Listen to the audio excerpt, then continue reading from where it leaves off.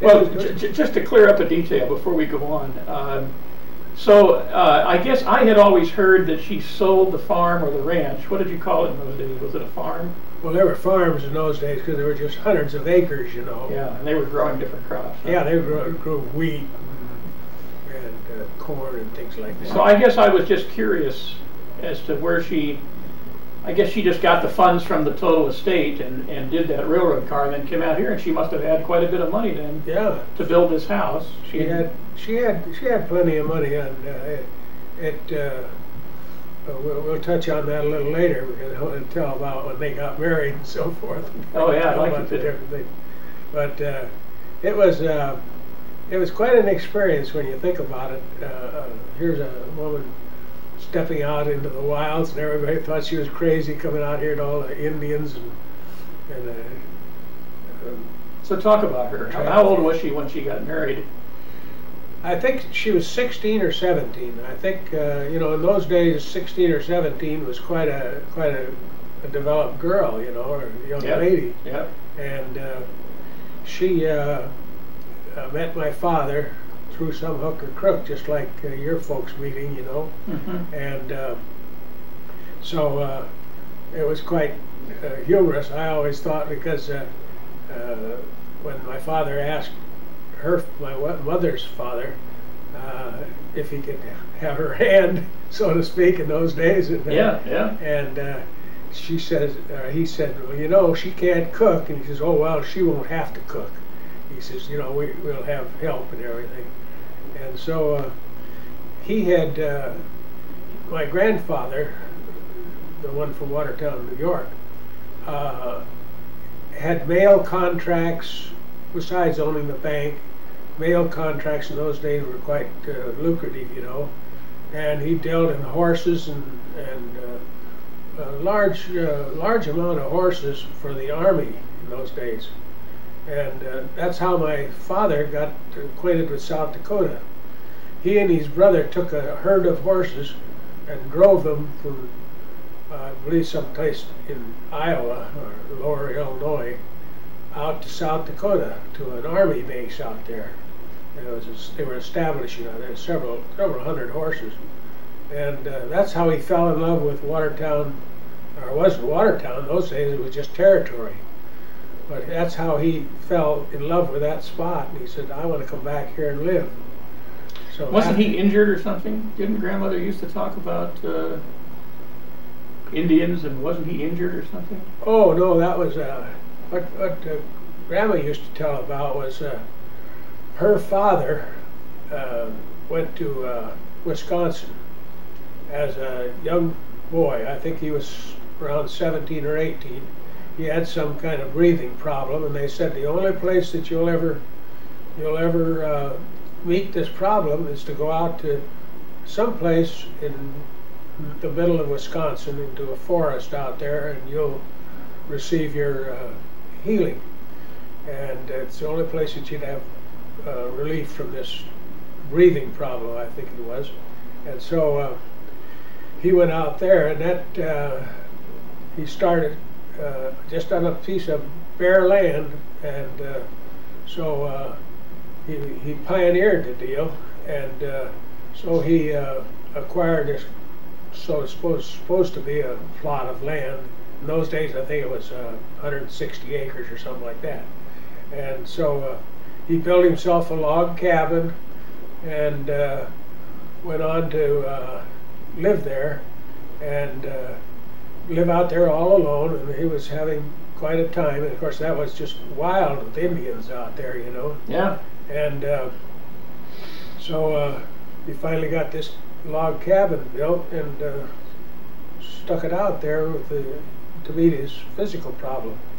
And so one day while he was out on his land or something out there, he ran across this Indian that had fallen down when he was jumping over a log, and he fell and broke his leg.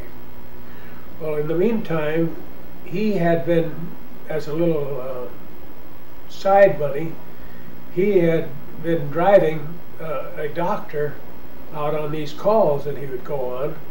And so, of course, in the wintertime, well, it'd be quite you know, terrific weather, he'd have to go in the house with this doctor and help him sometimes. And of course, when he wasn't doing that, he was studying law. And all he had, you know, was just candles on. Now this is French. This is grandmother's father, right? Your grandmother's father, your grandmother's father. Right, my grandmother's father. Yeah, and so he was studying law, and he was at the same time learning about being an MD, unbeknownst that it ever come in handy. And so he befriended this Indian, and from then on, these Indians around there couldn't do enough for him. They would even come over and help him chop wood for his fireplace, and it was grew into a real great relationship. And so then he practiced law and practiced a medical doctor at the same time. In those days, you didn't have to have licenses like you do now, but he was able to handle both ends of the thing. That's terrific. Law and medicine. He was Let me just check the camera here while you're talking. Go ahead. Anyway. Well, you know, Jack, I had heard this story, and I'd gotten it confused between the Kemp family and the French family. It's pretty hard to keep them separate, because you got to talk about your grandfather and mother and her parents. Yeah. And you know, we know very little about mother's side of the family. Yeah, I only knew a little about it. We'll touch on that a little bit later, because I think it'd be interesting, just a few points that I have there. I always like to think of him because he was such a great guy. I like Mr. Pope. Did you knew him then? Yeah, of course I was just a kid. Yeah, right. I knew him, but I admired him. He was a character, wasn't he? Oh, he was really something, yeah. Anyway, we'll touch on him a little later. Okay, good. But getting back to this deal of my father, your grandfather. So he was a man of means then. He had a lot of acreage. Yeah, he had you know, they owned after my mother and he married, they moved out to South Dakota, and of course they built a little shanty, and it was quite interesting. In the tour we went out there over here 5 or 6 years ago, the people around there that knew about the Kemps weren't very many, of course, and they tried to point out the place from where they built this little cabin, and then later on built a spacious home, of course. But they lived out on some of this acreage, and the railroad track went right practically through their property, and so they used to get a lot of Indians and bums would follow the railroad track out there. And I always liked the story about when my mother woke up in the night. It was a moonlight night. There's a man walking down the railroad track and had his pack on his back and going down there, you know. And my mother woke up my father and says, Oscar, wake up. She says, there's a man out on the railroad track. She says, he said, well, let him go. Let him go ahead. Don't stop him. But they had some real experiences out there, you know. They had, there were Norwegian and Scandinavian girls that came out there to work, you know. And of course, that's how my father knew that she'd never have to cook. And so, the story my mother always used to like tell is when her father told her husband-to-be that she couldn't even cook. All she could make was cream puffs. Cream puffs, right? You heard that? I remember Grandma talking about that. Yeah. So anyway, they had, you know, hired help and everything. It was really something. The winters were pretty rough out there, you know. Oh boy. And she said that, of course, they had hundreds of acres of wheat and so forth, and she would tell about the storms out there, you know, the tornadoes and cyclones. And the story I always like to have to tell about is about the time this great big cloud was coming, and of course it didn't look like a tornado or cyclone because of the shape of it, and it was mass, a wide band of black, and it got nearer and nearer and nearer, you know. And my mother always told how he stood up there at the window and looked out, and here it was all grasshoppers, and they just mowed hundreds of acres of wheat and wiped the thing out in, she always said, about 30 minutes. She said, and you know, he never was depressed with that or anything. He wouldn't let it bother him. But just wipe out a whole crop. A whole crop, yeah. There were thousands of acres, you know. And so, anyway, she told of the cyclones and the hurricanes they'd have out there, you know, and she saw herself these storms come through there, and they just drive the cattle right down in the ground, their legs right into the ground, never down to their bellies even, everything else. Of course, it would kill them. Is that right? And one experience that she told about a family that lived probably a quarter of a mile from them. The storm came through there, and it was about dinner time, and they were just ready to get seated for dinner, and this came through, and just imagine, only missed their place by a quarter of a mile. It took the whole top of the house, I mean everything above the ground floor, right off the floor. Foundation. And she's not the foundation, but the first floor. It left that. But it took the top floor off. Took all the top, second floor and the first floor, and the base on there. They were sitting down to dinner, and my mother, she said nobody would ever believe this, but she said, I saw this with my own eyes right there. Everything on the table was still there, but it lifted all the rest of that part of the house off there and never moved the furniture or anything from there. She said that was the most amazing thing. She said people just wouldn't believe it. She said too bad they didn't have cameras in those days to take a picture of it. But the experiences they went through out there, you know, and my mother had what they called a storm cellar built. You went outside, you've probably seen it go down in the basement down there. They used to have doors that looked like storm doors, yeah, tornado doors or and when my mother had that dug and built underneath the front of the house, she said, oh, people around town just ridiculed her and all that kind of thing. She says, well, she said, I know what I'm doing. And so it wasn't long till other people were doing the same thing, because it was right after they got the thing finished. My mother said a storm came through there, boy, and she said, we hit that thing down there, we had provisions in there and so forth. But she said that they all wanted to come over and join them. Not all of them, of course, but some people did. So she said they really had the experiences back there. And, Jack, how did was Watertown a town when they moved there, or was no? When they moved out, that was just all Dakota Territory. It wasn't even a state or anything in those days. So did Oscar Paddock Kemp found Watertown?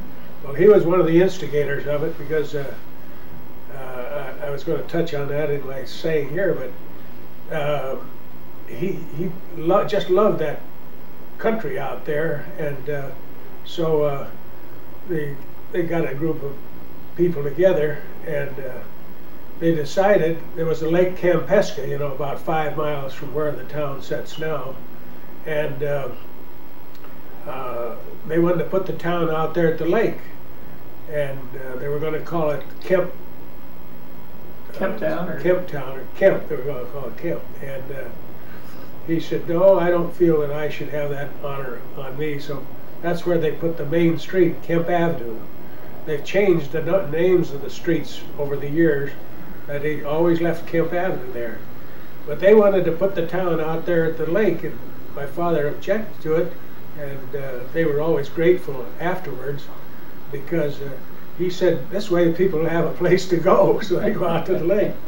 I don't know whether you've ever been out there or not, but it's a pretty good sized lake. I say a big lake for out in the flat country out there, but people now in the town and other towns all have cottages and summer houses out there and so forth. But it's quite interesting. In fact, Bob Schwartz, called me last fall from over there, Was that right? He says, "You won't believe where I am, Jack." And I said, "No, where are you?" He says, "I'm in Lake Kemp." He had his motorhome out there, I guess. But isn't that something? It was great. You were out there when we went over with Jack, didn't you? Yeah. We had a great time there, didn't we? We sure did. I love that. Yeah. That was my first and only time in Watertown. Oh, is that right? I've got to go back there, Jack. I do too. I want to go back there. And I want to go to New York too. Here I lived in New York for 6 years and never got up to Watertown, and I feel badly because I didn't make the opportunity happen. Well, that's sure a beautiful country up there. You know, it's right near yeah. 1,000 islands. You know. You know, I've been up to Rochester many times. Oh, have you? All around upstate New York, but I never got over to Watertown. Is that right? It's right on the lake, right? Oh no, Watertown, New York is not on the lake. Isn't it on Lake Erie? No, it's close to it. It's not on it. But when Val and I were back there, I guess about I guess it's 3 or 4 years ago now. We went up to Niagara Falls. She'd never seen that in Toronto, and then went up on the Canadian side and crossed the St. Lawrence River and came into Watertown. That's how we got up there. To want to show the town there. But you see, your dad and I went back to Watertown when they had their centennial back. I remember that. Yeah. I remember that. We went to Watertown, New York when they had their centennial, and then we went out to Watertown, South Dakota when they had I think their 50th anniversary. That was quite a celebration. And then we were out there when they had their 75th anniversary. So those were the good old days that everybody really was, you know, people were friendly, and back there especially they were friendly. But out in South Dakota, it was really something. I would hate to have gone through the trials and tribulation. I can remember my mother telling about, even with storm windows, you know, that's those outer windows that they would put up, and the storm windows, that you'd get up in the morning, if with one of these storms on there, you'd see snow or dust a foot deep inside those storm windows, even as well as they were built in those days. Yeah. It's just, right? Oh, I'm telling you, but it was something. Heart blowing. Yeah. Jack, do you have any idea approximately when Watertown was developed then or built? Well, it started. I think it was probably really started around the turn of the century, I guess. Oh, was it? Yeah, I think about that time. It was well, say because they already were, because a lot of the Kemp children were already born then, right? Yeah. So grandmother was a part of this whole thing then in founding that town as well. Practically, yeah. Her Frank, Oscar, and Monroe, I think, were born out in Wisconsin when she went out to where her folks were. You know, her mother had a son, Uncle Raoul, the doctor, you know. Mm-hmm. At the same time, my brother Frank was born. Is that right? Yeah. And my grandmother, her mother, had quite a problem. And so my mother, at that time, had to take Uncle Raoul and Frank, and she nursed the those two children. Is that right? Yeah, and that's something. So you see, there was quite a relationship between this youngest brother of hers and my oldest brother, see, because they were just like twins. I didn't realize that Uncle Raoul was that much younger than grandmother. Oh, yeah, sure, he was quite young. See, he was, like I say, he was the same age as Frank. Sure. And she was nursing both of them at the same time. She nursed both of them. Yeah. And anyway, so they had Raoul very late in life, then, didn't they? For that. Yeah. For those days. Those days, yeah, right. In those days. Of course, grandmother had her first child when she was very young, didn't she? Yeah, she was only, I think, 19 or 18. And of course, in those days, you know, anybody 18 years old was starting to get old, weren't they? Yeah, they were getting. Yeah, right. Yeah, even in the men's side, you know, because life expectancy in those days wasn't all that long. Oh no, and of course, my father, you know, was quite an avid smoker, and that's what he passed away from lung problem or something. Lung problem and a cancerous on his tongue. Oh, is that right? Yeah, a smoking cancer. That's how Oh, I didn't realize that. Yeah, but anyway, he was a young man when he. So the town was still very small, wasn't it? You know? Oh yeah. If Watertown was founded in 1900, and he passed away in 06. Well, I think it was founded before 1900, because you see, your dad was born in what, 1897, Mm-hmm. so it had to be probably about 1880 something. I see. So that's one reason I want to go back there To get some of those dates. Yeah. You know, I very foolishly, when Aunt Mimi passed away, you know, she had a log of all this deal of all who was who and when they were married or when they were born and when they passed away. And somehow or other I let that get away from me. I don't know if it's ever been, you know, maybe somebody might have it. I don't know. I don't think Lorraine or Carolyn might have it. I think Carolyn has some stuff of that deal, but it'd be interesting to know what that is. I always felt badly about letting that thing get away from me, because it was quite a scale of people, all the relatives, you know. Really? Even a lot of it was brought right up to fairly, you know, when Aunt Mamie was here. Oh, really? Yeah. Jack, what about all her files of pictures and Caroline's stuff, and what about all the treasure trove of pictures and family memorabilia? Is that still scattered around the grandchildren? Still scattered around someplace. You know, Willard had a lot of that, especially on the business. You know, when we were in the motorcycle business. Willard had all those things, and we let that get away from us. I don't know whether your dad had any of that, or you kids have any of that stuff or not.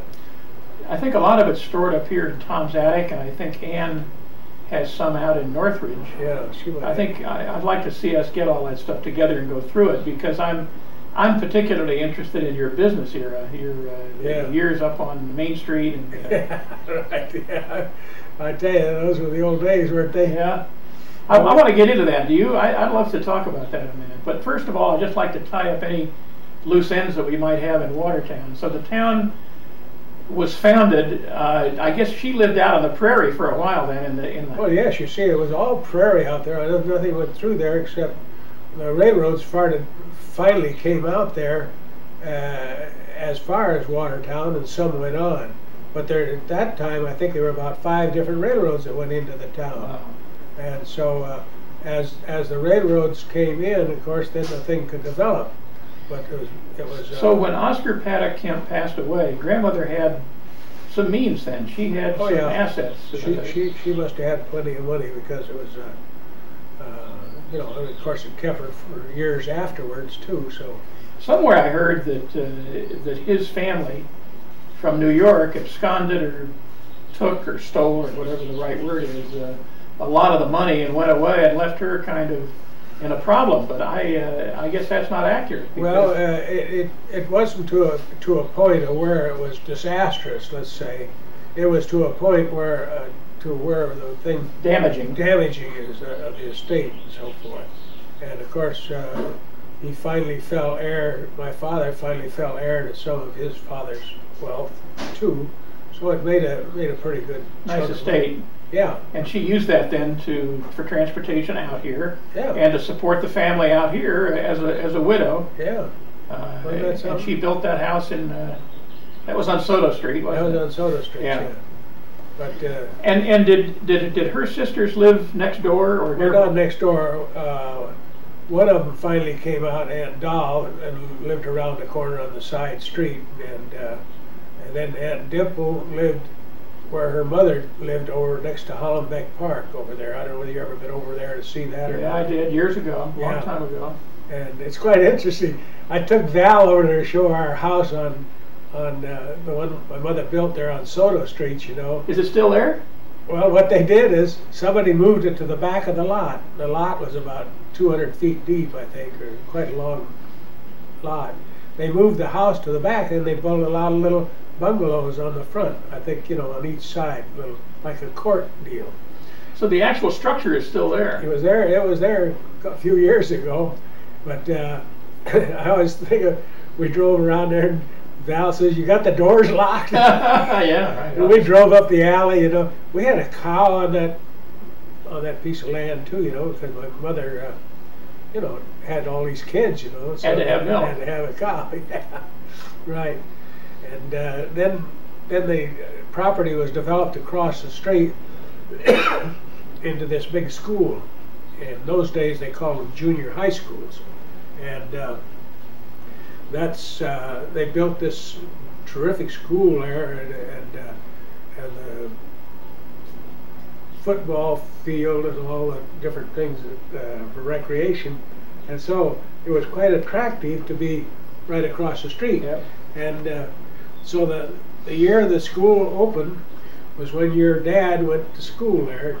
They call it intermediate school in those days, which is a junior high now.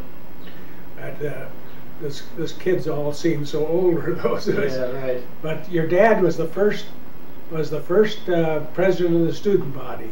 Is that right? And someplace there's a picture around at the student council at a long table, 4 on each side and 1 on the end, and your dad on the end because he was president. And the table had legs on it, you know, and they always used to kid about your dad had his legs wrapped around these legs of the table, and the picture was taken down from that side, and you look down there and you can see his legs laying on it, and they always kidded him about that. Wrapped around the table? Yeah. But your dad worked over there as a janitor's helper, and he'd get up early in the morning, about 4 o'clock in the morning, and work before school, cleaning the rooms. And there's another thing that always stands out in my memory was, and then after school, of course, they'd work too, you know, probably made $1 a week or something like that. I don't remember how much it was, but anyway, so I was always the apple in the whole family's eye. Yeah, you were the favored one, weren't you? And so finally, your dad said, he always called me Red, you know. And finally, your dad says to me, he says, "Red, you come on, you got to go over and help me do some work over there, the cleaning and so forth." And I can just see this day, your dad was cleaning this room. And of course, those days they just had bare floors, you know, and wooden floors, right? Yeah, wooden floors, and so I was there trying to help your dad. Of course, I was just a little kid, you see it, and I was cleaning the floor, and I was working towards the corner. He says, "Now, Red, not into the corner. Keep it out of the corner." And just like he was saying that today. He said, "Not into the corner. You got to take it out of the corner." At the time, he was a junior high school student, right? Yeah, he was a junior high school student. I guess it was 9th grade in those days. So anyway, I always remember that. "Red, you can't push that into the corner. You got to get it out of the corner." Then he showed me how they disposed of it, you know, and it was quite innovative because that was a new modern school, you see, and they had disposal place for everything, all their papers and everything. They had a furnace there that they dumped it in, and then they could burn it. But of course, nowadays they wouldn't do that. Can't burn, yeah. No. And so that brings me to a point that your dad was always, you know, he's always jovial and always. He was sure good natured. Oh, he was somebody else. And I was, of course, started to go to school, I guess, about that time, you know, and so that must have been that I was about 5 or 6 years old, I guess, and so we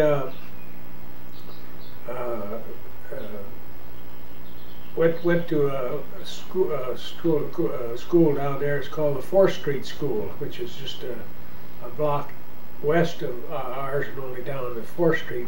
We were at 6th Street. And so I know your dad would, if my mother was doing something or something, well, your dad would always come down to the school and pick me up. And I say pick me up, he'd walk me home. Yeah, right. And then your dad went into high school, and the closest high school was Lincoln High School, way over there in Lincoln Heights, they called it. which was quite a ways over there. What streets are that? That was on North Broadway. Oh, really? Just Broadway downtown. To go to school, they used to go down and catch a car there on 7th Street or 4th Street and go downtown to Broadway and then take a streetcar clear out to Lincoln Heights. And so as things went on, your dad, of course, became acquainted with kids, and if they would walk from 6th and Soto clear over straight east on Soto Street, and then just a few blocks up, because Broadway came over there and it was only about a half a mile apart. But imagine that was about 3 miles to go to school. But getting back to South Dakota, the thing that I always think was so great was that you know, they had lots of hired help and everything. And when your dad and Willard Shine were going to school back there, they each had a pony. And of course my father had lots of horses and everything. And so each of them had a pony, and this hired man would saddle up the horse and put the harness on and everything. And when the kids got ready to go to school, he'd bring them out up to the front of the house, and your dad and Willard used to ride these ponies to school, which was well, it probably wasn't a mile away, but it was a half a mile at least, and that was a good long days for a couple little kids, you know. They'd ride these ponies to school, and then when they get to school, they'd just turn the pony around and say go home, and the ponies would walk back home, and the hired man would take the saddles and stuff off. Then in the afternoon, when school was over, he'd saddle up the horses and take them out to the street and head them down there. And is that right? The kids. I always thought that was the most marvelous thing for those kids to experience that. In this day and age, you know, a pony is really something. Yeah. You'd love to have a pony. But the ponies knew the route and walked themselves. Knew the deal right down there to the school, and then they would bring the kids home. Gee, what a great story! Wasn't that isn't that interesting? Yeah, I always think about that, because you know I always wanted to have a pony, but when I grew up out here in yeah, civilization, right? You were looking at a Model T Ford, right, or something like that. Yeah. Well, that brings me to another thing about your dad, is because when he went to Lincoln High School, he played baseball, you know, and of course he was captain of the team and president of the student body and everything else, you know, and he played on the ball team. Well, going back further about his you know, love for me, he used to take me to the ball games either at the school or at other schools. And the time that always stands out to me is when they, you know, Manual Arts High School was down to about 4,000 block on South Vermont, and they were playing baseball down there one day, and of course he took me to the game, and I sat up there in the bleachers, you know. Of course my big brother was playing ball. You were really proud of the team, yeah. Well, anyway, the field had the screen back here, and here was the school out here, the building, the school itself, see. And so your dad got up, and boy, it was a close game. And your dad got up to bat, and I think that ball is still going. It went clear over the building and went through a skylight in the building. Is that right? Yeah, and he had 2 men on, and of course that made three runs right there, and that put him ahead. That won the game? Yeah, that won the game. And so, of course, that made him a big hero. Can you remember what position he played? Yeah, well, he was a shortstop most of the time, yeah. But he pitched, and he was a good all-around player, yeah. He loved baseball, didn't he? Oh, did he? Sure did. You know, his coach was Louis Foley. Do you remember that? Sure, yeah. Well, because he became principal of Hollywood High. That's right, yeah. And Dad went to him and got me into Hollywood High back in 1940 or 41. Yeah. I didn't realize or didn't remember that you went to Hollywood High. All of my brothers went to Fairfax, but Dad went up to, all of my friends from Bancroft went to Hollywood, so I begged and pleaded and cried and moaned to get up to Hollywood. Well, Dad went up to Lou Foley, and Lou Foley got me transferred to Hollywood. He was a great guy. You know, he only passed away a few years ago. Is that right? Well, I say maybe 10 years ago, but that's something. He was sure a wonderful man, boy, and he just idolized your dad. And then he became vice principal there in Hollywood, and then they made him principal. Years later, yeah. He was a great guy. He was so sweet to me. Well, see, I was at school there when Foley was principal, vice principal. In Hollywood? Principal, yeah. Is that right? Yeah. I didn't know that, Jack. Yeah, he was there for a long time, yeah. So where were you? You were at Heliotrope then? Yeah, we were living in Heliotrope. And how would you get there? Would you take the big red car on Santa Monica? I used to walk up and take the Santa Monica car, you know. Big red car right up Highland. Right up Highland, yeah. That's how I did. I used to walk up Gower. Oh yeah. Plymouth, Gower, up Gower to Santa Monica, and then get on at Gower and. Yeah. You know. Long walk for me. I remember. Yeah. Well, yeah, you were below Melrose. Yeah. We were just above Melrose. You were a block and a half down there.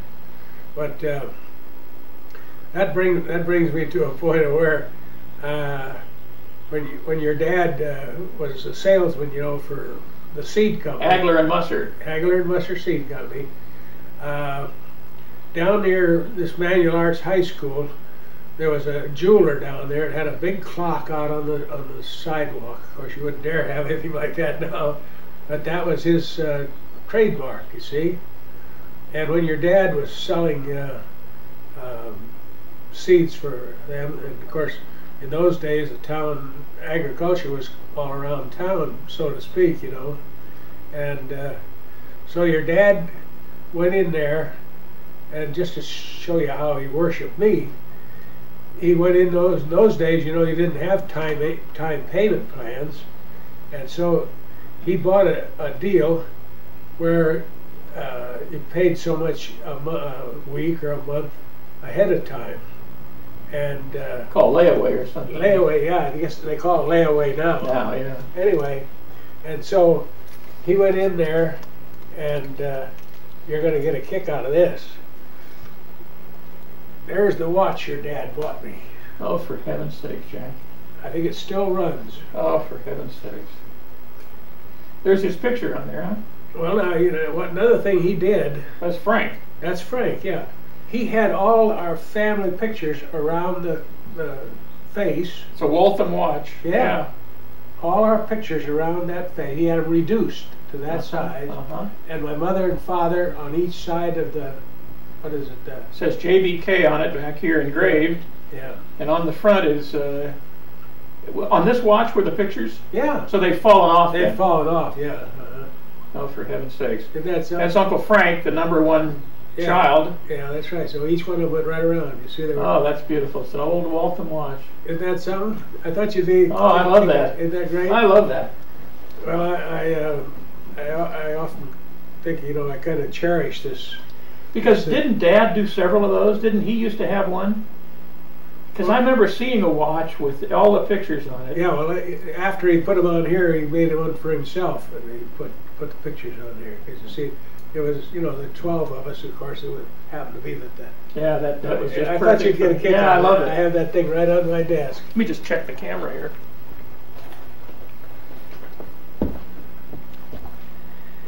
We're doing well. 55 minutes. Does it show you how much time you have left? I think it's a